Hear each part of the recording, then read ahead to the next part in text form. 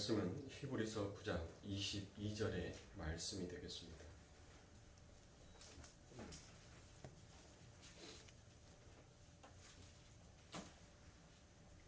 히브리서 9장 22절 다 찾으신 줄 알고 한 목소리로 함께 공독하여 올리도록 하겠습니다. 율법을 따라 거의 모든 물건이 피로써 정결하게 되나니 피 흘림이 없은즉 사함이 없느니라. 아멘. 십자가에 못 박혀 죽으시다라는 말씀의 제목을 가지고 사도신경 강의 11번째 시간을 갖도록 하겠습니다. 자, 여러분들은 어떤 소원을 가지고 계십니까? 하나님께서 만약에 여러분들에게 소원을 한 가지씩만 들어주신다라고 한다면 여러분들은 어떤 소원을 내어놓으시겠습니까? 한번 지금 이 시간에 여러분들 머릿속으로 생각을 해보십시오. 하나님께서 내가 너희들에게 딱 한 가지의 소원을 들어주겠다, 그러니까 그것을 말하라고 했었을 때 여러분들은 과연 그 하나님한테 어떤 소원을 이야기하시겠습니까? 여러분이 지금 어떤 소원을 떠올렸던지 간에 그 소원의 내용을 여러분이 평소에 가장 많이 생각하고 계신 것이며 그것은 그만큼 여러분에게 있어서 제일 중요한 것입니다. 우리가 지난 시간에 예수 그리스도의 십자가에 대한 객관적인 부분에 대해서 알게 되었습니다. 그렇죠? 그래서 주님은 우리의 부끄러움을 가리시기 위하여서 그분이 친히 십자가에서 모든 옷을 다 벗으시고 그래서 우리의 수치를 우리 예수 그리스도께서 가려주셨습니다. 또한 우리에게 닥칠 영원한 죽음을 몰아내시기 위해서 죽음을 우리 예수님께서 경험하시기도 하셨습니다. 또한 하나님과 우리의 화목과 의를 위하여서 하나님과 단절된 경험을 하셨습니다.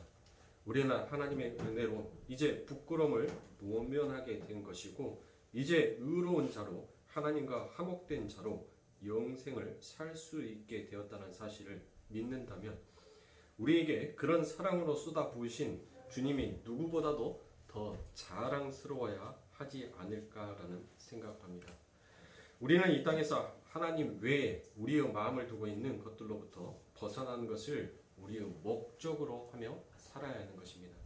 성도는 오직 하나님과 연합을 목적으로 하면서 이 땅을 사는 것이지 이 세상의 것을 목적으로 두고 이 세상의 것이 마치 이루어지기 위하여서 소원 성취하기 위하여서 신앙생활을 하는 것이 아닙니다. 하나님께서는 반드시 당신의 백성을 통하여서 이 세상에 값어치 없는 것들이 얼마나 쓰레기요 배설물인 것인지를 우리를 반드시 그 돼지 우리 속에 넣고 그 돼지가 먹는 쥐엽 열매가 얼마나 값어치 없는 것이고 얼마나 하찮은 것인지를 반드시 우리의 인생과 삶 가운데에서 깨우치게 하시는 전지전능하신 하나님이신 것입니다. 그렇게 아버지 하나님의 은혜에 우리들에게 그 믿음이 부어진 자는 반드시 이 세상을 살아가면서 하나님은 돈보다 하나님이 좋고 인기보다 하나님이 좋으며 자식보다 하나님이 좋아지게 반드시 우리를 그와 같은 자로 만들어 내실 것입니다. 그렇게 우리는 이 땅에서 하나님을 가장 사랑하는 자가 아닌 사랑하는 정도가 아닌 하나님이 내 인생의 전부입니다라고 그와 같은 고백을 하나님 앞에 바쳐야 하는 자다라는 것을 우리는 절대 잊어서는 아니 되는 것입니다. 우리가 정말 예수 그리스도의 십자가에 대한 올바른 지식과 올바른 이해가 있다면 그분을 사랑하게 되어 있으며 그분이 계신 하늘나라를 매일같이 우리는 사모하는 자의 삶을 살 수밖에 없는 것입니다. 그런데 우리들의 삶 가운데 있어서는 별로 아버지 하나님이 계시는 그 하늘나라를 사모하고 살지 못합니다. 왜 그렇습니까? 여전히 내가 아바 아버지라고 부르는 그 하나님이 낯선 사람으로 우리들의 마음과 우리들의 삶 가운데 느껴지기 때문인 것입니다. 우리가 지난주에 공부한 바대로 십자가는 우리에게 화목과 의를 선물로 주셨습니다. 그 화목과 의를 대속으로부터 말미암는 것이다 라고 성경은 이야기하고 있습니다. 마태복음 20장 28절에 보면 인자가 온 것은 섬김을 받으려 함이 아니라 도리어 섬기려 하고 자기 목숨을 많은 사람의 대속물로 주려 함이니라 라고 말씀하고 계십니다. 예수님께서 이 땅에 오신 이유가 무엇인지를 명확하게 성경에서 밝히고 있습니다. 뭐라고 합니까? 당신의 목숨을 대속물로 주기 위해 오셨다라고 이야기합니다. 여기에서 대속물이다라고 되어 있는 것이 바로 헬라어로 리트론입니다. 리트론. 이 리트론이라는 것은 바로 노예 시장에서 노예를 사서 자신의 노예를 삼을 때 필요한 경비를 뜻하는 것입니다. 그렇다면 우리가 예수님의 십자가 사건과 무관하게 살 때는 누군가의 노예였다라는 말이 되는 것입니다. 그렇죠? 그래서 우리 예수님께서 그 대속물 리트론, 그러니까 노예 시장에서 노예를 산 값을 우리 예수님께서 지불하여서 우리를 사셨다라는 그와 같은 얘기가 되는 것입니다. 그렇다면 우리는 그 예수님께서 우리를 사주시기 전까지 우리는 누구의 종이었다라고 성경은 이야기하고 있습니까?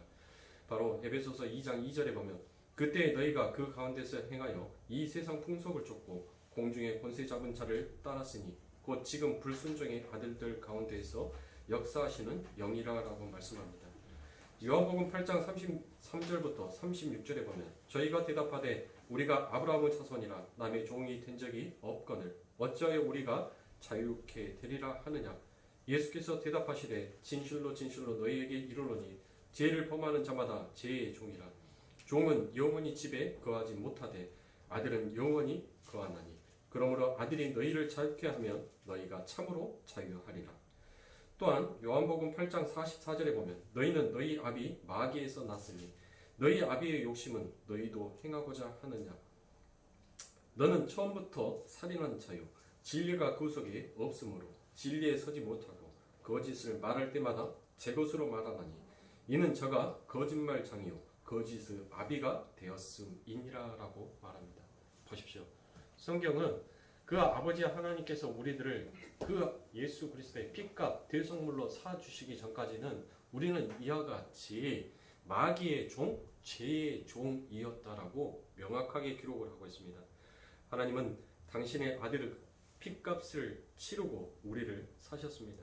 그런데 리트론으로 지불되어야 할 것이 왜 하필이면 다른 것이 아니 피어야만 하는지에 대해서 우리들은 많은 의아심을 갖고 있습니다. 왜 피어야 하는 것입니까? 그것은 아버지 하나님께서 세우신 대전제일 뿐입니다. 하나님은 하나님과 화목에 아무런 기여도 할 수 없고 아무런 능력을 발휘할 수도 없는 죄인들을 돌이켜 그들과 화목시키기 위해서 피를 요구하신 것입니다. 그래서 오늘 우리가 읽었던 히브리서 9장 22절에 율법을 쫓아 거의 모든 물건이 피로써 정결케 되나니 피 흘림이 없은즉 사함이 없느니라 라고 이처럼 이야기하는 것입니다. 히브리서 9장 22절의 이 원리는 레위기의 율법에서 나온 것입니다. 레위기 17장 11절에 보면 육체의 생명은 피에 있습니다. 내가 이 피를 너희에게 주어 단에 뿌려 너희의 생명을 위하여 속하게 하였나니 생명이 피에 있으므로 피가 죄를 속하느니라 라고 되어 있습니다. 자, 육체의 생명이 왜 꼭 피에 있어야 하는지 우리는 잘 알지 못합니다. 그렇죠? 우리 안에는 많은 기관들이 있잖아요. 꼭 피 흘림이 아니더라도 심장이 정지되면 우리는 죽지 않습니까? 콩팥이 신장이 제대로 된 기능을 하지 못하면 우리는 또 죽는 거예요. 그런데 왜 성경에서는 자꾸 우리 아버지 하나님께서는 피를 얘기하시는 것입니까? 그러니까 그것은 우리가 어떤 성경의 지식을 가지고 성경의 말씀을 가지고 세상의 지식과 논리로 풀어서는 안 되는 것입니다. 그냥 아버지 하나님께서 우리들에게 너희들의 죄를 용서받기 위해서는 피가 필요하다라고 말하면 그냥 그것을 우리는 수긍하고 가면 되는 것입니다. 여러분들 제가 이 부분의 말씀을 여러분들한테 던지면서 하나의 문득 예가 떠올랐던 것이 예전에 여러분들 대장금이라는 드라마를 여러분들 아실 겁니다. 그렇죠? 그 드라마가 있었을 때 남편들이 귀가하는 그 시간이 굉장히 빨랐다고 합니다. 그 대장금이라는 드라마 한 편 때문에. 그 대장금이가 어렸었을 때 음식을 이제 만들어 놓고 그 음식이 무엇으로 만들어진 것인지에 대해서 감별하는 그와 같은 시험을 거치게 됩니다. 그때 장금이가 뭐라 합니까? 하나 떡을 먹었는데 그 떡에서 무슨 맛이 나냐라고 하니까 여기에서는 홍시 맛이 납니다라고 얘기를 합니다. 그렇죠? 왜 그 떡에서 홍시 맛이 나냐라고 묻습니다. 그 시험관이. 그때 장금이가 뭐라고 합니까? 홍시 맛이 나서 홍시 맛이 난다라고 했는데 무엇이라고 말할 수 있습니까? 라고 얘기를 하죠. 바로 우리 아버지 하나님께서 그 대전제 속에서 율법 속에서 그 피를 요구하셨다면 우리는 당연히 그냥 그것이 피구나 라고 수긍하고 받아들이면 된다는 것입니다. 그걸 어떻게 설명할 거예요? 여러분들 사과를 먹었는데 왜 사과 맛이 그 맛이야? 라고 물어보면 그거를 어떻게 설명을 해 주실 거냐고요. 어떻게 답변을 해 주실 거냐고요. 그러니까 괜히 그런 것으로 여러분들 시간 낭비하지 마시고 우리가 가감하게 하나님께서 말씀하지 아니하시고 깊이 기록하지 아니하신 것은 그냥 우리들은 마음속에서 털어버리고 빨리빨리 수긍하고 믿고 넘어가시는 것이 좋은 것입니다. 그것을 너무 세분하게 들어가면 머리 아파요. 목사도 답을 못 냈습니다. 성경 외에 별도 질문을 하면 저도 몰라요. 내가 하나님이 아닌데. 그것이 정 궁금하시면 죽어서 하나님 앞에 하나님 보좌에 가서 왜 피를 요구하셨습니까? 라고 한번 물어보십시오. 자, 이처럼 하나님께서 대소그 방법으로 피를 요구하고 계셨다는 것은 전 인류가 생리적 지식으로 갖고 태어나는 것은 같습니다. 그런데 중요한 것은 그 한목에 필요한 피는 죄인 당사자의 피여야 합니다.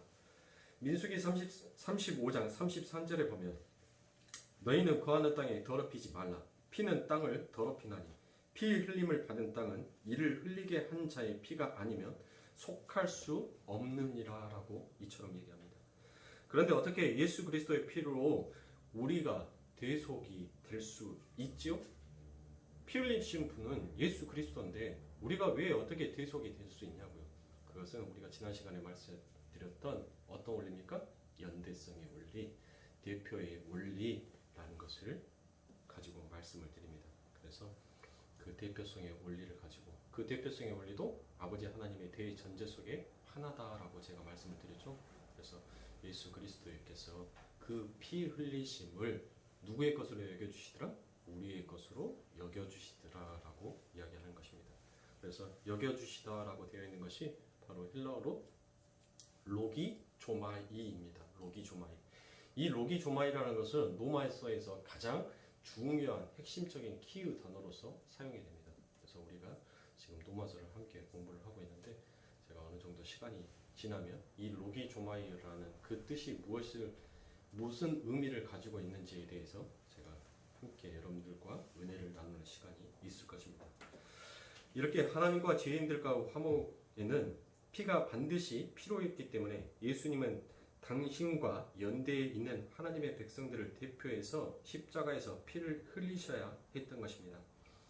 그렇다면 도대체 우리가 뭘 그렇게 잘못했기에 피까지 필요하신가라는 이와 같은 우리들의 의무심이 생길 수도 있습니다. 율법에 보면 피는 살인자들의 형벌에서만 요구되는 것인데 우리는 살인자가 아니다라고 얘기합니다. 정말 우리가 살인자가 아닙니까? 분명히 신약 성경에서는 요한일서 3장 15절에서는 형제를 미워하는 자마다 뭐다라고 말을 해요? 살인한 자다라고 얘기를 해요. 그러니까 우리는 직접적으로 사람을 우리가 죽이지는 아니하였지만 우리는 이미 죄의 압이었고 죄의 본성을 가지고 있었어요. 그래서 그 죄의 본성을 가지고 있는 우리들은 바로 하나님과 화목되는 연합의 관계가 없어요. 그러니까 우리는 아버지 하나님의 그 형상의 잔재가 남아있어서 뭐 할 뿐이에요? 흉내만 내고 있을 뿐이지 진짜 사랑이 무엇인지 진짜 용서가 무엇인지를 우리는 온전하게 우리들의 삶 가운데에서 이루어낼 수가 없는 것입니다. 그래서 우리 예수 그리스도께서 그 대표성의 원리, 연대성의 원리를 가지고 우리가 할 수 없는 것을 그 예수가 할 수 있는 자로 우리들에게 만들어 주신 것이에요. 그래서 요한일서 3장 15절에서 그 형제를 미워하는 자마다 살인하는 자니 살인하는 자마다 영생이 그 속에 거하지 아니하는 것을 너희가 아는 바라라고 이처럼 이야기하고 있는 것입니다. 그러니까 성경에서 정의하는 살인은 단순히 사람을 죽이는 것만을 지칭하지 않고 하나님과 이웃을 미워하는 것까지 살인하는 것이다 라고 이처럼 이야기하고 있는 것입니다. 따라서 하나님에게 반역하고 그분을 미워한 모든 아담들은 하나님을 살해한 죄인들이기에 자신들의 행복과 안전을 위해서 다른 이들을 경쟁자로 원수로 여기면서 그들을 무차별하게 미워하며 그들을 살인하는 자로 서게 되어 있는 것입니다. 그래서 우리가 아까 읽었던 요한복음 8장 44절에서 우리 예수님께서 마귀와 그러한 자들을 가리켜서 너희는 처음부터 뭐한 자다? 살인자다라고 이처럼 이야기를 하시는 것입니다. 하나님을 떠나는 자들은 하나님을 살해하고 이웃을 살해한 자들이니까요. 그래서 마귀의 종이었던 우리의 대속의 피가 필요한 것입니다. 그래서 하나님은 연대성 아래에서 그 예수의 피를 우리의 피로 여겨 주셨습니다. 이제 우리는 뭐한 자가 되었어요? 우리 여겨 주셨잖아요. 예수 그리스도의 피로. 그렇죠. 우리를 여겨 주셨단 말이에요. 근데 우리는 그 대속물 누가 우리를 사셨어요? 그렇죠. 예수 그리스도가 우리를 사셨단 말이에요. 그러니까 이제 우리는 죄의 종이 아니에요. 우리는 이제 살인자가 아니란 말이에요. 예수 그리스도께서 그렇게 여겨주심으로 인하여서 나는 이제 하나님을 사랑하는 자, 내 이웃을 사랑하는 자, 하나님의 그 율법을 지키는 자. 그래서 그 율법을 지킴으로 인하여서 나는 뭐가 된 자? 의인이 된 자예요. 그래서 그 죄와 사망의 형벌이 나를 다시 죽일 수 없는 거예요. 왜? 뭐 때문에요? 갈라디아서 6장에서 뭐라 하냐면 우리는 이미 예수 그리스도와 함께 죽었던 자라고 말합니다. 그리고 우리는 이제 새롭게 예수 그리스도로 인하여서 태어난 자다라고 그렇게 이야기를 하고 있어요. 그래서 갈라디아서 6장 14절에 보면 그러나 내게는 우리 주 예수 그리스도의 십자가 외에 결코 자랑할 것이 없으니 그리스도로 말미암아 세상이 나를 대하여 십자가에 못 박히고 내가 또한 세상에 대하여 그러하니라. 보십시오. 우리는 이미 십자가에서 죽은 자예요.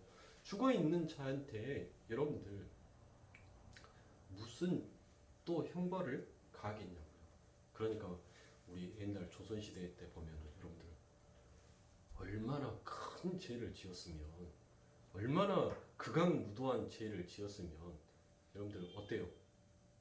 죽은 시신을 파서 그 시체에게 형벌을 내리죠. 그렇죠? 그러니까 얼마나 잔인한 거예요. 자, 이제 우리는 저주받아 십자가에 매달려 죽어야 할 살인자로서 우리의 옛사람은 완전히 죽어버렸고 사라져버린 것입니다. 그리고 이제는 우리는 작은 예수가 되어서 뭐하는 자로 살게 되었어요? 하나님과 원수됨이 깨끗하게 해결된 아버지 하나님의 상속자 아들로서 우리는 하나님 앞에 쓰게 된 자인 것입니다. 그래서 마태복음 27장 50절부터 53절에 보면 예수께서 다시 크게 소리 지르시고 영원히 떠나시다. 이에 성소 휘장이 위로부터 아래까지 찢어져 둘이 되고 땅이 진동하며 바위가 터지고 무덤들이 열리며 자던 성도의 몸이 많이 일어나되 예수의 부활 후에 저희가 무덤에서 나와서 거룩한 성에 들어가 많은 사람에게 보이니라라고 말씀합니다. 성경이 굳이 왜 휘장을 위에서부터 아래로 찢어졌다라고 그렇게 기록을 하고 있는지 여러분들 이제 아시죠? 왜 그렇습니까? 바로 그 휘장을 찢는 것은 하나님께서 위에서 하셨다라는 것을 인간은 세상 가운데 보여주게 하시기 위한 것입니다. 그런데 여러분들 예수님이 돌아가시자마자 예수님이 숨을 거두시자 휘장이 찢어지고 또 다른 일들이 일어났죠. 어떤 일이 일어났습니까? 바위가 터지고 땅이 진동을 하게 되었다라고 합니다. 바위가 터지고 땅이 진동했다는 것은 뭡니까? 너희들이 이 세상에서 안주하고 있는 이 세상은 그렇게 흔들리고 터져서 없어지게 될 것이다. 다시 먼지로 돌아가게 될 것이다 라는 것을 아버지 하나님께서 이 세상의 사람들에게 경고하고 있습니다. 그래서 성도는 이미 흔들리고 터져버린 이 세상을 믿음의 눈으로 보고 사는 자들이어야 하는 것입니다. 그리고 무덤이 열리고 자던 성도의 몸이 많이 일어났다라고 지금 기록이 되어 있습니다. 자, 무덤은 인간이 언제 들어가는 거예요? 죽었을 때 들어가는 거죠. 자, 인간의 죽음이 있다는 것은 뭐가 있다는 거예요? 죄의 삭은 사망이다 그랬잖아요. 그렇죠. 그러니까 이 세상에서 죽음이 있다는 것은 이 세상에 뭐가 있다는 거예요? 죄가 있다는 것이에요. 그래서 그 사망이 계속 그 무덤이 있는 거예요. 그래서 마태가 죽음의 무덤에서 해방된 사람들을 바로 뭐다라고 불러주신다고요? 성도다라고 그렇게 한정지어서 얘기를 하고 있습니다. 성도는 예수 그리스도의 십자가 죽음으로 말미암아 사망의 무덤에서 벗어난 자들인 것입니다. 그래서 그리스도께서 십자가에 피 흘리시고 죽으심으로 모든 죄에서 해방을 시켜 주셨기 때문에 더 이상 무덤에 갇혀 있을 필요가 없다는 것을 우리들에게 상징적으로 보여주는 것입니다. 우리는 이제 산 자다라는 것을 다시 마태가 우리들에게 보여주는 것이에요. 그런데 성도가 무덤에서 일어나 밖으로 나오는 일은 예수 부활 전에 일어난 일입니까? 아니면 예수 부활 후에 일어난 일이다라고 얘기합니까? 마태복음 27장에 보면 분명 예수님의 부활 후에라고 말을 하고 있습니다. 자, 그러니까 마태는 예수 그리스도의 죽음으로 휘장이 찢어진 사건이 무엇을 의미하는 것인지를 설명하기 위해 시간적 순서를 앞당겨서 부활 후의 일을 십자가의 죽음의 장면에다가 삽입을 시켜 놓은 것입니다. 이것이 그리스도 안에 있는 자들에게 주어지는 복이다라는 것을 이야기합니다. 그런데 그 후 십자가를 믿지 않고 인정하지 않는 유대인들이 그 휘장을 고쳐서 다시 지성소와 성막을 나누려고 했죠. 그렇죠? 아버지 하나님께서 위에서 찢어 놓은 것을 인간이 굳이 그것을 갖다가 다시 깨면서 분리하는 작업을 했단 말이에요. 자, 그렇게 분리한 작업을 하자 하나님께서 뭐 합니까? 지금 유대인들이 하나님께서 해놓으신 그 일을 그들이 뭐 하겠다? 믿지 못하겠다. 예수를 하나님의 아들로서 인정하지 못하겠다라는 그들의 행위가 결국은 하나님께서 찢어놓은 그 휘장을 그들이 손수 힘으로 꿰매어서 둘로 다시 나눠버린 것입니다. 그러니까 어때요? 아버지 하나님의 입장에서는 독생자 그 예수 그리스도 자기에게 하나밖에 없는 그 아들을 내어 주셔서 너희들을 살렸는데 내 아들을 인정하지 아니하는 그들을 아버지 하나님께서는 더 이상 용납하지 못하시는 것입니다. 그래서 AD 70년경에 로마 타이터스에 의해 예루살렘 성전이 완전히 파괴가 되는 것입니다. 다시는 그와 같은 행위를 하지 못하게 하기 위해서 하나님께서 그 성전을 파괴시킨 거예요. 그러니까 사랑하는 성도님들, 유대인들이 여러분들 뭐 대단한 사람이다, 대단한 선민이다라고 하는데 유대인들은 뭐 제가 강대상에서 누가 옳고 누가 그르다라는 것을 분별해서는 아니 되겠지만은 유대인들은 오히려 하나님 앞에 선을 행하고 하나님을 인정하기보다 하나님을 앞에서 오히려 하나님의 일을 해방하고 방해하는 자로 쓸 때가 더욱더 많다는 것입니다. 그러니까 제가 이 말씀에 대해서는 제가 노예에서도 한 번씩 간혹가다 그런 얘기를 합니다. 우리 목사들만 머리에 기름 부은 아버지 하나님의 특별한 선민이다라는 그와 같은 생각을 버려라 라고 얘기를 합니다. 기름 부은 자들은 여러분들이 섬기고 있는 여러분들의 양의 머리 위에도 그들을 아버지 하나님께서 제사장으로 선지자로 다 그들의 머리 위에다 기름을 부으셨다. 그런데 각자의 맡은 바 역할이 누구는 말씀을 가르치는 자로, 누구는 교육하는 자로, 누구는 봉사하는 자로 하나님께서 놔두시고 세워두셨을 뿐이지 그 위에 군림하려고 하면 아니 된다라고 말씀을 드렸습니다. 그러니까 사랑하는 성도님들, 그거는 목회자에게만 해당되는 국한되는 얘기가 아니에요. 우리 성도님들도 마찬가지예요. 나만이 아버지 하나님 앞에 구원받은 나만이 하나님의 백성이다라는 그와 같은 자부심은 갖되 그 자부심이 교만으로 변해서는 아니 되는 것입니다. 하나님께서 말씀하시죠. 내가 아브라함의 자손을 만들려고 마음을 먹었다면 뭐를 들어서도 돌을 들어서도 내가 아브라함의 자손으로 전부 다 만들어 놓을 수 있다라고 말씀하시는 것입니다. 그러니까 하나님께서 뭐 하라는 거예요? 너희가 구원 받았다고 째지 말고 네가 믿음 있다라고 건방 떨지 말며 너는 천국에 갈 수 있는 자다. 나는 하나님의 선택받은 자다라는 그와 같은 교만을 갖지 말라는 것입니다. 그래서 우리가 지난 금요 기도의 시간에 제가 그 말씀을 드렸죠. 두려움에는 형벌이 있나니. 그래서 그 두려움에는 두 가지의 것을 제가 설명해서 말씀을 드렸죠. 그래서 첫 번째의 두려움과 두 번째의 두려움. 우리는 두 번째 후자의 두려움으로써 우리의 구원과 그 믿음을 이루어내야 하는 자인 것입니다. 그래서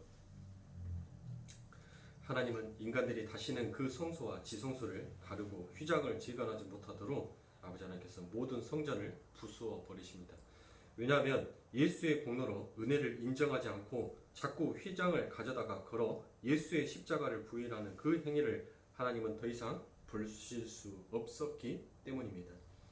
히브리서 10장 19절부터 20절에 보면 그러므로 형제들아 우리가 예수의 피를 힘입어 성소에 들어갈 담력을 얻었나니 그 길에는 우리를 위하여 휘장 가운데로 열어놓으신 새롭고 산 길이요 휘장은 곧 저 육체이라라고 말씀하고 계시는 것입니다. 그렇게 해서 우리는 이제 마귀와 죄의 종의 자리에서 완전하게 해방이 된 것입니다. 그런데 그렇게 해방된 우리를 자유로운 자, 자유한 자라고 말씀하지 아니하시고 아버지 하나님께서는 하나님의 종이다라고 우리들에게 이야기하고 계십니다. 고린도전서 7장 22절부터 23절에 보면 주 안에서 부르심을 받은 자는 종이라도 주께 속한 자유자요 또 이와 같이 자유자로 있을 때 부르심을 받은 자는 그리스도의 종이니라. 너희는 값으로 사신 것이니 사람들이 종이 되지 말라라고 말씀하십니다. 자, 우리 성도는 자유자일 뿐 아니라 그리스도 종이 되었다는 것입니다. 따라서 우리는 우리의 육체의 욕심을 따라서 마음대로 살 수 없는 것입니다. 그렇죠? 에베소서 2장 3절에 보면 육체의 욕심을 따라 사는 것이 바로 무엇이기 때문입니까? 사망이기 때문인 것입니다. 하나님은 우리를 당신의 노예로 삼아 당신의 뜻대로 움직여 가시기로 하신 것입니다.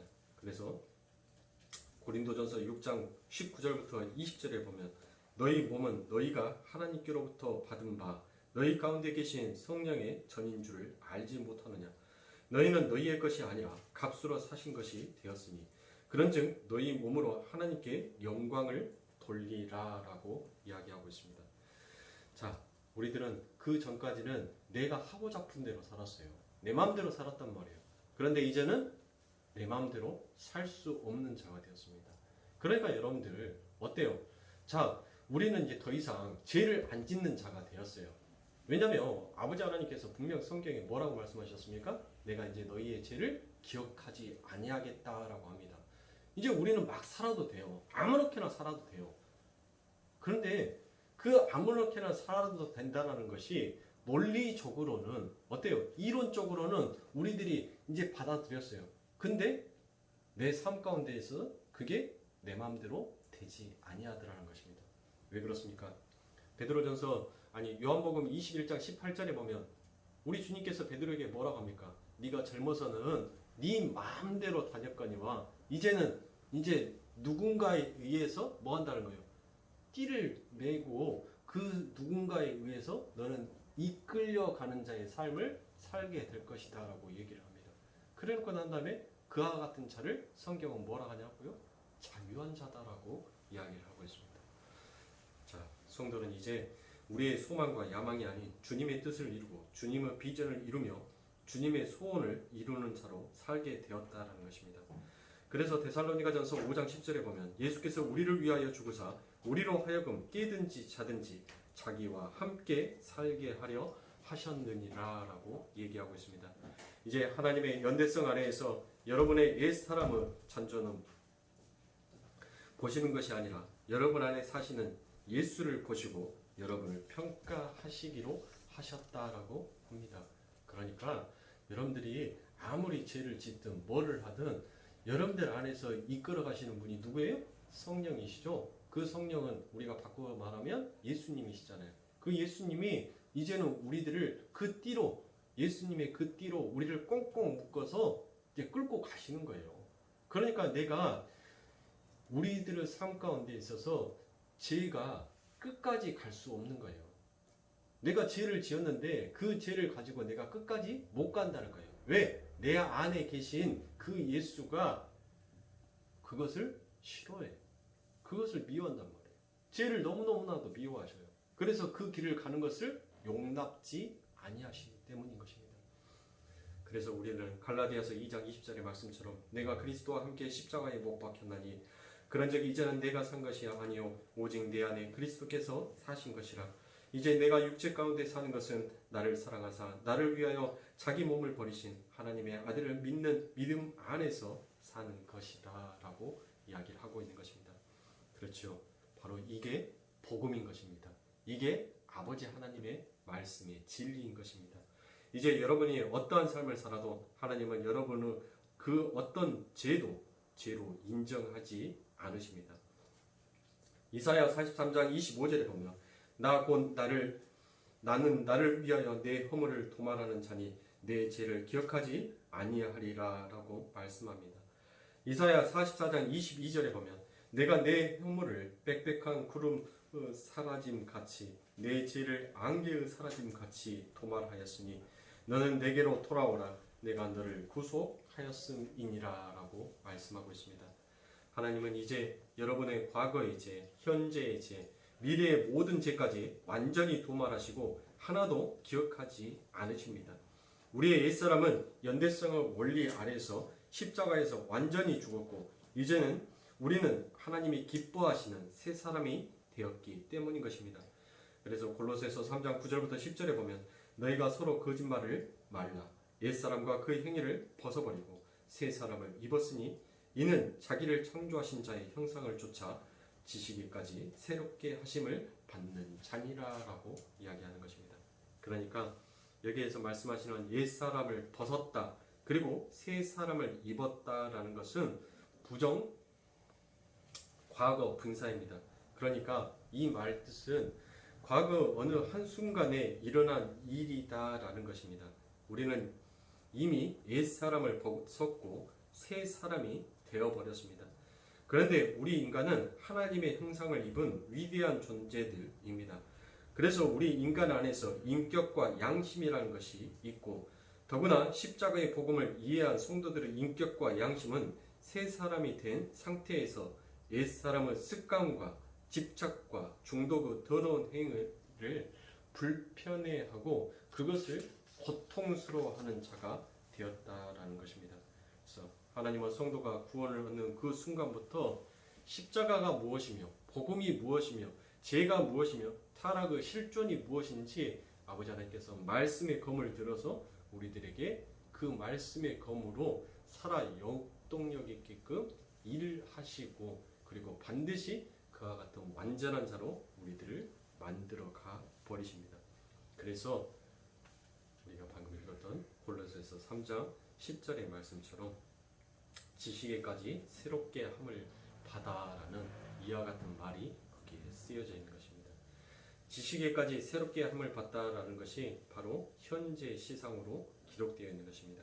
즉 하나님과 십자가의 은혜에 대한 계속적이며 반복적으로 배우고 경험하여 결국에는 완전한 지식에 다다르게 되어 완전한 행복과 순종의 삶을 내어놓을 수 있게 되는 것을 말하는 것입니다. 그래서 로마서 6장 1절부터 15절에 보면 그런즉 우리가 무슨 말을 하리요 은혜를 더하려 하려고 지혜에 거하겠느냐 그럴 수 없느니라. 지혜에 대하여 죽은 우리가 어찌 그 가운데 더 살리요 무릇 그리스도 예수와 합하여 세례를 받은 우리는 그의 죽으심과 합하여 세례를 받은 줄을 알지 못하느냐. 그러므로 우리가 그의 죽으심과 합하여 세례를 받음으로 그와 함께 장사되었나니 이는 아버지의 영광으로 말미암아 그리스도를 죽은 자 가운데서 살리심과 같이 우리도 또한 새 생명 가운데서 행하게 하려 함이라. 만일 우리가 그의 죽으심과 같은 모형으로 연합한 자가 되었으면 또한 그의 부활과 같은 모형으로 연합한 자가 되리라.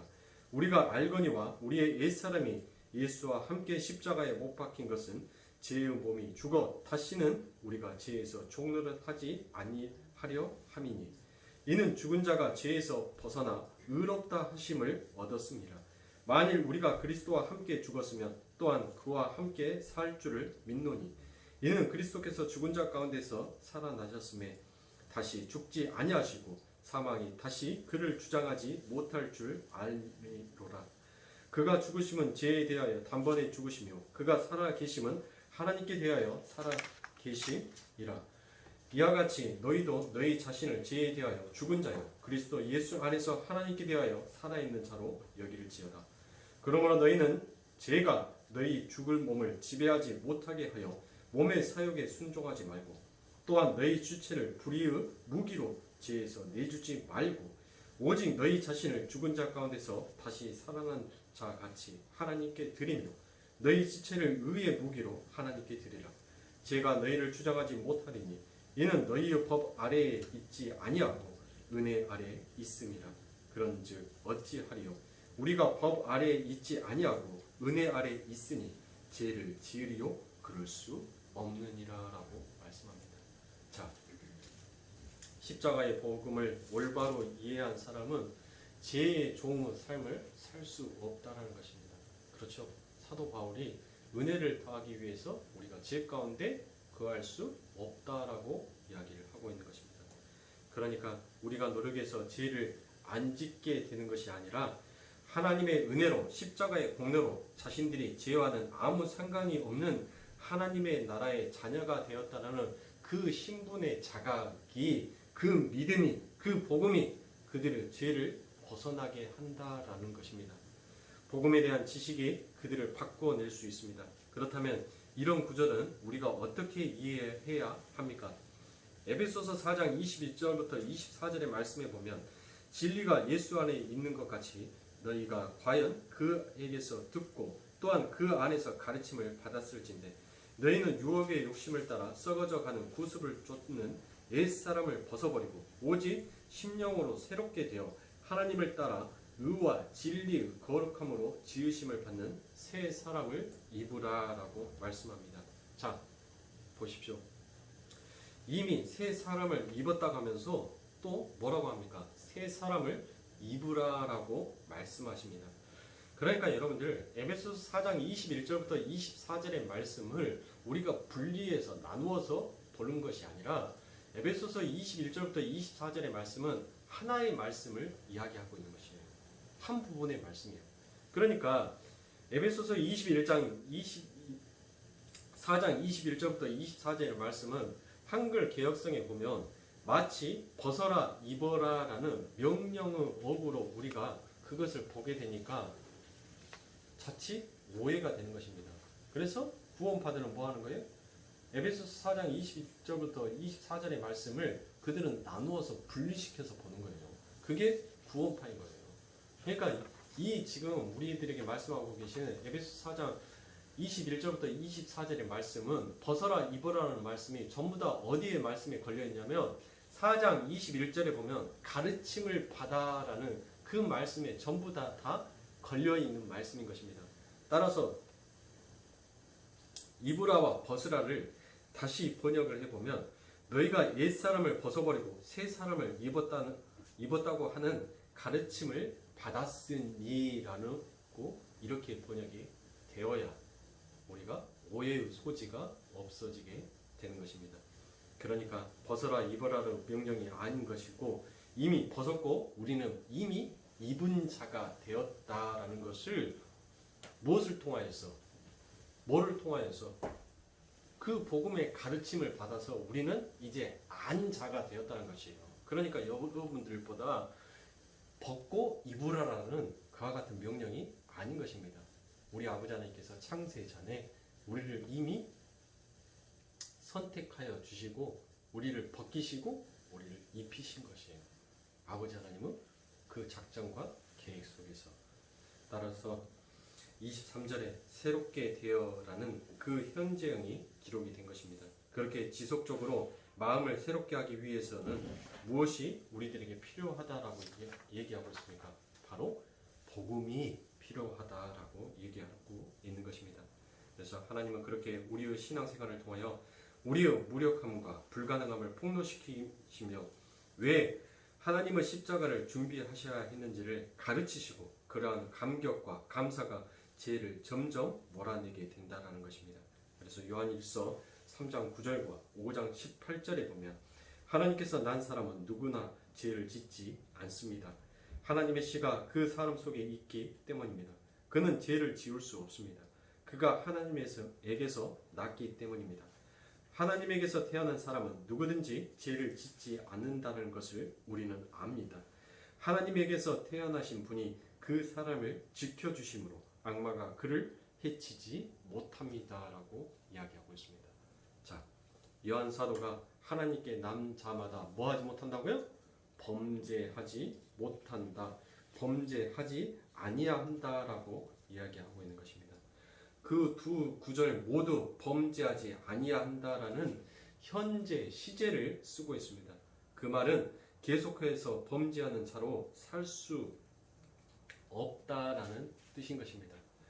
즉 하나님의 백성은 죄를 짓 때 결국 어느 순간에 그 죄가 중단이 되고 죄와는 아무 상관없는 자들로 완성이 되는 순간이 오게 된다라는 것입니다. 그래서 거기에 현재 시제가 쓰인 것입니다. 여러분들은 같은 죄를 100번이고 1000번이고 반복하여서 지을 수 있습니다. 그러나 그 죄악이 여러분들의 인생과 삶 가운데 있어서 끝까지 갈 수 없다는 것입니다. 만일 요한이 예수를 믿게 되면 곧바로 죄를 지을 수 없게 된다라고 말하면 그 요한이 기록한 요한서의 모든 말씀들은 전부 다 오류와 모순을 범하게 될 수밖에 없는 것입니다. 그래서 요한일서 1장 8절에 보면 만일 우리가 죄 없다 하면 죄 없다 하면 스스로 속이고 또 진리가 우리 속에 있지 아니한 것이요라고 얘기하는 것입니다.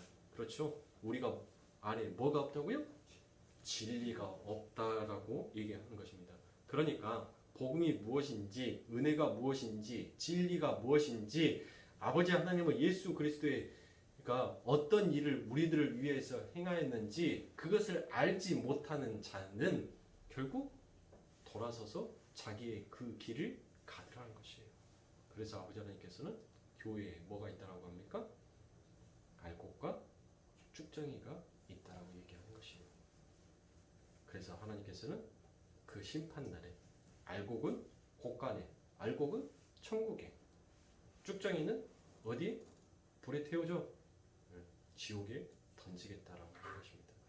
그러니까 사랑하는 성도님들, 우리는 예수 믿는다고 우리의 행위를 하고 있다라고 그게 내가 신앙생활을 전부 다 하고 있다라고 우리는 착각해서는 안 돼요. 우리는 우리들의 인생과 삶 가운데 있어서 수시로 그 하나님과 함께 연합된 자의 삶을 살려고 노력해야 하는 것입니다.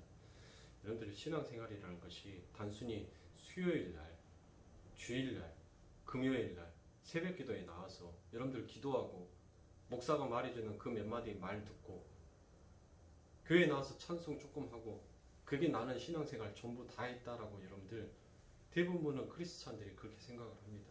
여러분들 그거는 쭉정이 되기 쉬운 것이에요. 우리는 그것을 통하여서 아버지 하나님의 은혜가 무엇인지를 더욱더 깊이 알아가야 하는 자인 것입니다. 그거는 여러분들의 삶 가운데 훈련되어져야 하는 거예요. 당연히 여러분들의 인생과 삶 가운데 있어서 답습되어져야 하는 것입니다. 우리들이 여행을 가기 위해서는 여러분들 얼마나 많은 것들을 준비합니까? 하다못해 제주도에 여행을 가면서도 내 나라 말이고 내 나라 땅덩이에 있는 그 제주도, 하찮은 그 제주도에 여행을 가면서도 어때요? 얼마나 분주하고 얼마나 많은 것들을 준비합니까? 심지어는 내가 뭐 먹을 것인지까지 머릿속에다가 그 일정들 속에다 집어넣고 제주도 어디에 가면 무슨 맛집이 있더라, 뭐가 맛있더라라는 것까지 심지어 그 정보까지도 전부 다 알아놓고 차까지 빌리고 내가 어디서 자야 될 건지 그 숙소까지 전부 다 정해놓는 그 수고를 하면서 우리의 즐거움과 우리의 잠깐의 쾌락과 우리의 휴식을 위해서 그렇게 떠나지 않습니까? 그런데 우리는 뭐 하는 거예요? 그 아버지 하나님의 나라를 소망한다면서 과연 우리들의 삶과 우리들의 인생은 과연 무엇을 준비하고 있느냐라는 것입니다. 여러분들은 어떤 것을 준비하고 계십니까? 아버지 하나님께서 여러분들을 오늘 부르신다 하면 여러분들 그 천국에 대해서 여러분들은 뭐를 준비하셨습니까? 그 천국이라는 그곳에 여행을 가시기 위해서 여러분들은 어떤 정보를 알아보셨습니까? 왜 여러분들은 우리들이 아버지 하나님의 백성이고 하나님의 크리스찬이고 하나님의 자녀다라고 하면서 그 아버지 하나님 나라를 나는 가고 싶어요. 나는 소망이요 라고 하면서 정작 그 하나님의 나라가 어떠한 나라인지 그 하나님의 나라에는 어떤 것이 있으며 어디를 가야 되는지 무엇을 먹어야 하는지 무엇이 좋은 것인지를 왜 우리는 연구하지 않냐고요. 왜 우리는 준비하지 않냐고요. 우리들의 인생과 삶 가운데에서 그 잠깐의 인생 내가 조금 투자해놨다고 내가 전부를 다 했다라고 생각하지 마시라니까요. 여러분들 내 나라 제주도도 저도 제주도를 1년 6개월 살다 왔어요. 제주도에서 1년 6개월 살다 왔다니까요. 제주도 비행기 마일리지만 해가지고 10만 마일이 된 적도 있어요. 제가 강대상에서 별 얘기를 다 하는 우리 부모님 계신. 여러분들 제주도를 왔다 갔다 하면서 10만 마일이라는 것은 머릿속으로 대충 여러분들 몇 번 비행기를 왔다 갔다 타고 다녔는지를 머릿속에서 계산이 나올 거예요. 그런데 제주도에 대해서 제가 그렇게 많이 왔다 갔다 했는데도 제주도에 대해서 저 알아요? 몰라요. 10분의 1밖에 모른다니까요. 내가 간 데만 알아요. 포도시. 내가 간 데만, 내가 구경하고 내가 가본 데만 그거에 대한 정보가 조금 더 박식해서 남들에게 조금 더 설명해 줄 수 있고 말해 줄 수 있을 뿐이지 내가 가보지 않는 거에 대해서는 문외한이라니까요. 전혀 몰라요. 저는. 하물며 내 눈에 보이는 땅덩어리도 내가 10분의 1밖에 또 알지도 못하는데 여러분들 보이지 아니하는 아버지 하나님의 나라를 우리는 소망하는 자이지 않습니까? 그러면 여러분들 뭘 알고 계시는 거예요? 눈에 보이는 것도 10분의 1밖에 모르는데 아니 먼 나라 하지 마시고 내가 살고 있는 내 동네만 가지고 얘기를 해보시자고요. 응? 우리는 뭘 알고 있어요? 사랑하는 성도님들, 우리는 이와 같은 예수 그리스도의 십자가에 못 박혀 죽으시고라는 이 아버지 하나님의 말씀 앞에 우리는 우리의 자신을 반성해야 됩니다. 그 십자가의 은혜가 무엇인지를 우리는 깨달아야 돼요. 유대인들이 그와 같은 행위를 해서 예루살렘 성전이 파괴되었다. 야, 못된 놈들. 우리 그렇게 욕할 것이 아니에요.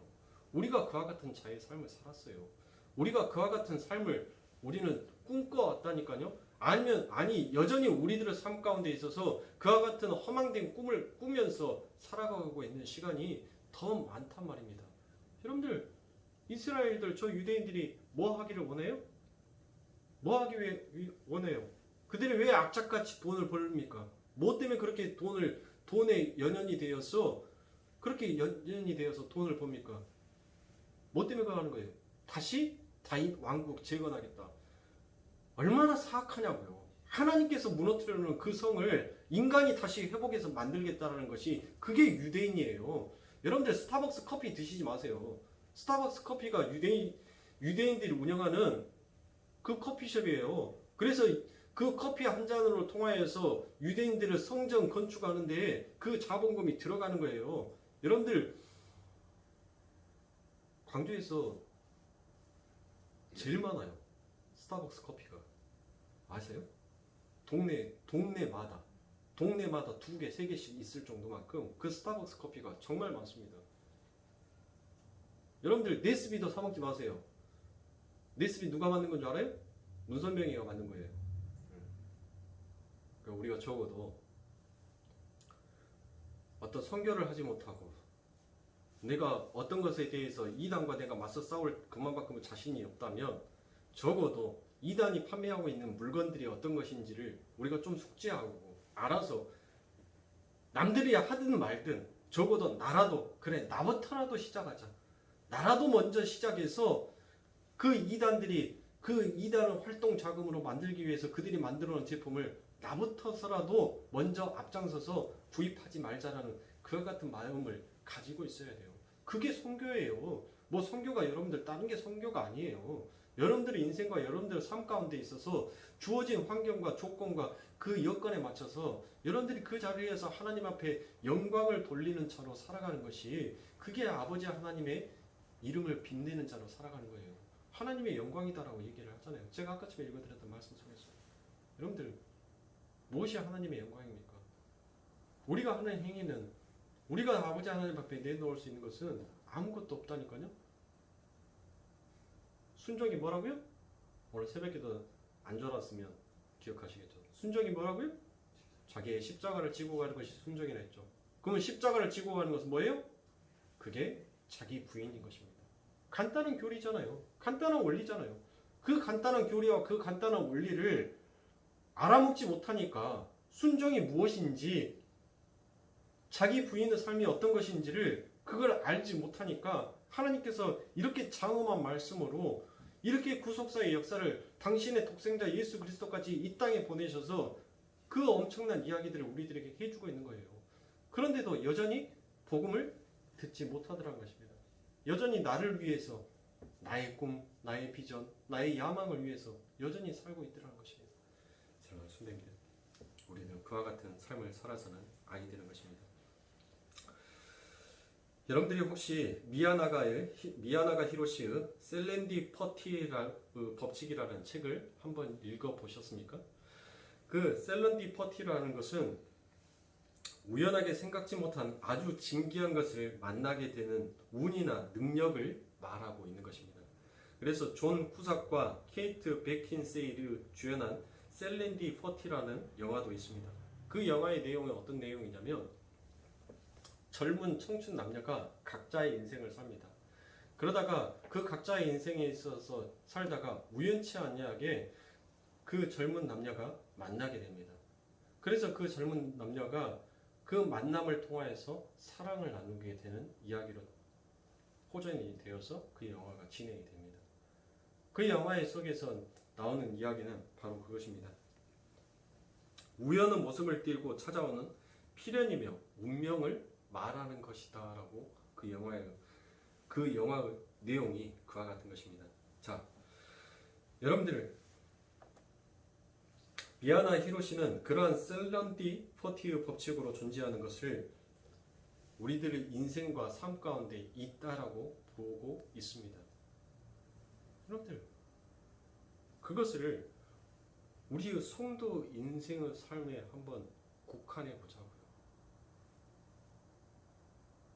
우리 성도들의 인생과 삶 가운데 있어서 아버지 하나님께서 우리들을 선택하여 주시지 아니하였다면, 그 아버지 하나님께서 우리를 찾아오시지 아니하셨다면 우리는 여전히 죄와 사망을 향하여서 달려갈 수밖에 없는 죽은 흙이었다라는 것입니다. 사랑하는 성도님들, 물론 그런 의미로서 제가 설명을 드리고 싶은 것은 아니죠. 자, 우리 아버지 하나님께서는 우연과 어떤 운명 속에서 당신의 백성을 선택하는 것이 아니라 우리 아버지 하나님께서는 철저한 당신의 작전과 계획 속에서 우리를 선택하시고 우리를 이끌어 가신 것입니다. 그런데 셀렌디퍼티라는 그 영화 속에서 나오는 그 영화를 우리 성도들의 인생에 접목시켜 봤었을 때 그와 같은 의미들이 있다라는 것을 우리는 볼 수 있습니다. 여러분들, 세상은 자꾸 우연의 일치를 얘기합니다. 뉴턴이 만유 인력의 법칙을 여러분들 설명하려고 했었을 때 도대체 만유 인력의 법칙이 뭐지라고 그 인력의 법칙의 원리를 찾아내려고 했었을 때 뉴턴이 기대고 있었던 그 나무에서 사과가 어때요? 위에서 아래로 툭 떨어지더라는 것입니다. 그래서 뉴턴이 그것을 보고 우연히 만유 인력의 법칙, 그것을 생각했는 거예요.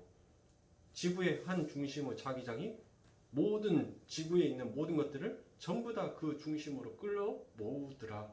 그래서 모든 물체는 위에서 아래로 수직으로 떨어지게 되더라. 우연치 않게 그 사과나무에 기대어서 만유의 인력의 법칙을 그가 논리로서 정의하려고 했었는데 우연치 않게 사과가 떨어진 거예요. 여러분들, 알렉산더 플레밍이 뭘 만들어 놓은 줄 아십니까? 알렉산더 플레밍이 바로 페니실린을 만들어 놨어요. 그 페니실린이 어떻게 만들어진지 아세요? 여러분들? 이, 이 어떤 균을 가지고 연구하는 연구소는 굉장히 밀폐되어 있고 외부 접촉에 의해서 절대 그 균이 변질되거나 변형이 이루어져서는 절대 아니 됩니다. 그러면은 거기에서 다른 균이 자기가 원하는 균이 아닌 다른 균이 다른 포자가 그 안에서 자라날 수밖에 없게 되는 거잖아요. 그렇죠.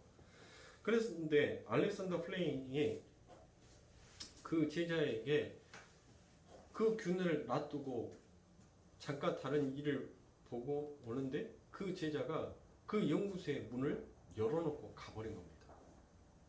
그리고 난 다음에 다시 와서 봐보니까 그 안에 있는 그 균이 외부로부터 오는 그 균에 의해서 그 공기의 접촉에 의해서 그 자리만 세균이 죽어 있더라는 것입니다.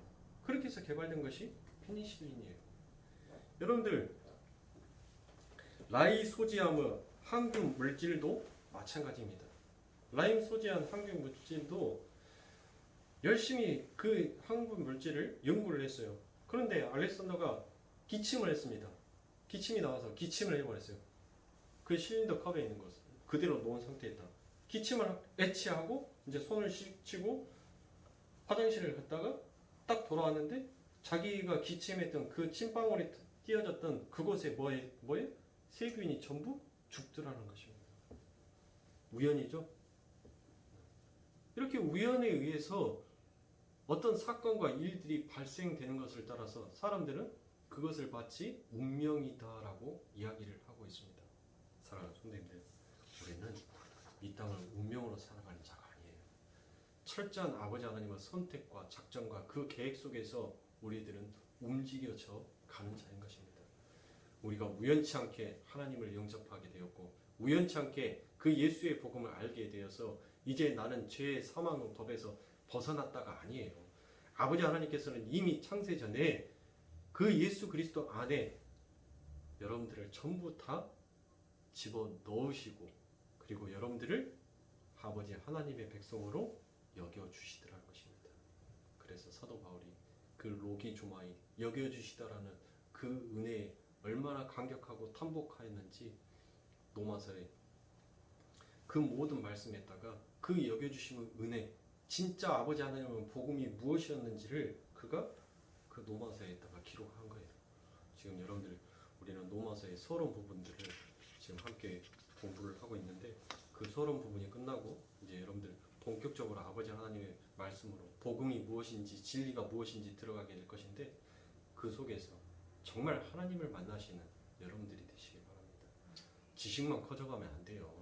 머리만 굵어져가면 안 돼요. 그 지식을 통하여서 여러분들을 죽이는 자로 그 지식을 사용해야 돼요. 내가 몰랐을 때는 그래 이렇게 죄를 지었지.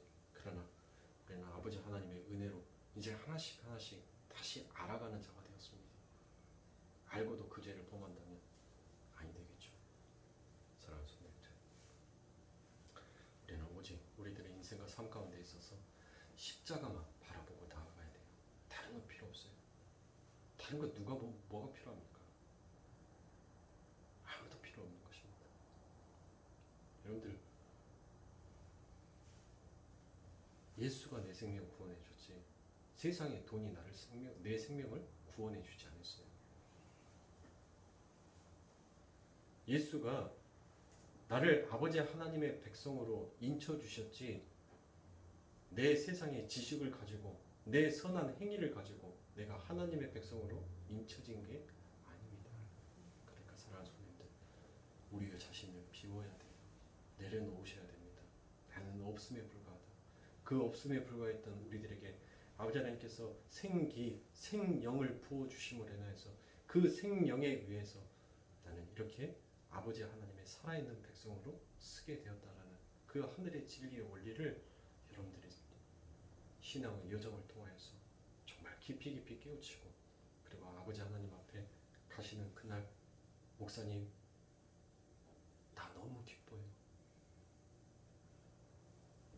내 신랑 그 예수 만나러 가는 이 시간이 왜 이렇게 가슴이 콩닥콩닥 뛰면서 기쁜지 모르겠어요 라고 여러분들은 마지막 그 한숨 속에서 이와 같은 아름다운 신앙의 고백이 흘러나와야 하는 것입니다. 그것을 위해서 여러분들은 더욱더 여러분들의 자신을 쳐서 복종시켜야 돼요. 지질이 예수 잘 믿다가 예수가 누구요? 십자가 뭔디? 나는 극락까지 천국 안 가? 천국이 뭐요? 그러게 하면 뭐 하는 거예요? 다 된 밥에 뭐 뿌린 거예요? 잭 뿌린 거나 똑같은 거예요. 그래서 여러분들 날마다 내 자신을 쳐서 훈련해야 되는 것입니다. 마지막 그 시험 앞에서 우리는 그 시험의 관문을 멋지게 통과하는 자로 서야 하는 것입니다. 그러니까 사랑하는 성도님들, 여러분들이 살아계실 때, 내 힘이 있을 때 여러분들을 쳐서 복종시키는 그 훈련을 하십시오. 여러분들 지금은 고생이 나중에 노후에 여러분들은 편안한 삶이 된다는 것을 잊지 마십시오. 그래서 다음 주에 십자가에 못 박혀 죽으시고 그 세 번째 시간을 더 갖고 다음 곳으로 넘어가야죠. 제가 최대한 줄여서 오늘 어떻게 다 끝내보려고 했는데 지난주와 이번 주와 다음 주에 설교 원고를 장수를 합쳐보니까 약 50페이지 정도가 나와요. 그래서 그 50페이지를 전부 1시간 만에 끝낸다는 것은 너무나도 불가능해서 그래서 그것을 3시간으로 나눠드렸습니다. 오늘 말씀도 여러분들이 너무나도 성경 말씀에 많은 구절들을 말씀을 드렸기 때문에 지금 무슨 말을 했는지 온전하게 잘 정리가 되지 않으셨을 거라 생각합니다. 그래서 다행히도 녹화가 잘 되고 있어요. 그래서 녹화된 부분들을 여러분들이 다시 한번 들으시고 그것을 묵상하심으로써 제가 드렸던 이 말씀을 그냥 말씀으로 받아들이지 마시고 여러분들은 내가 복음으로 바꾸셔야 합니다. 그래서 내 안에서 일하시는 그 성령의 역사하심, 그게 얼마나 나에게 있어서 뜨거운 것인지를 여러분들이 스스로 느끼셔야 돼요. 사랑하는 성도님들, 아버지 하나님의 그와 같은 말씀에 열리는 축복, 말씀이 들려지는 축복, 그리고 그 복음의 말씀이 여러분들을 심령 골수를 쪼갰었을 때 돌이켜서 하나님을 찬양할 수 있는 그와 같은 하나님의 백성이 되시기를 주님의 이름으로 축원합니다. 기도하겠습니다. 하나님 감사합니다.